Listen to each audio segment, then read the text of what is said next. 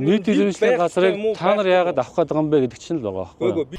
Бидний хүсэлт бол хуучин одоо барилгын хэмжээ биш үү? Тэр хэмжээгээрээ бариулъя. Хуучин одоо энэ байршил дээр гэсэн юм бодолтой байгаа. 2020 онд энэ бүх орон сууцнуудыг чөлөөлж амьдрах нөхцөлийг сайжруулна гэж хэлээд ардталт нь одоо энэ өндөр орон сууцнуудыг барьчээ зү.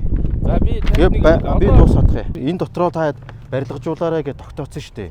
Тэнгүү та тэр цэгээсээ хитрүүлж барилга барих гээд байгаа шүү дээ. Ер нь бол 60-12 та байшин анх байжээ. 7 дугаар байр чинь. Тэгээ иргэд сунгаад 5 м сунгаад 3 м сунгаад хамгийн дээдл нь 5 м сунгаад урагшаа 17 м болгочихжээ. 60-17 та болцсон байж тээ. Тэгэхэд иргэдийг хохирлгүй байх үднэс бид нар тэрийг зөвшөөрэй гэж байгаа шүү дээ. Тэрнээс урагшаа 3 м нийт эзэмшрээр орохыг бид нар зөвшөөрч чадахгүй л гэж байна шүү дээ. Та хэд энэ 17-оо бариул байр. Хэрвээ бид нар яг тэр 17-оор хийх юм бол энэ дотор нэг ч нийт эзэмшлийн талбай бид нар гаргахгүй. Ягаад гэвэл энэ айлууд яг хэмжээгээр өгч байгаа.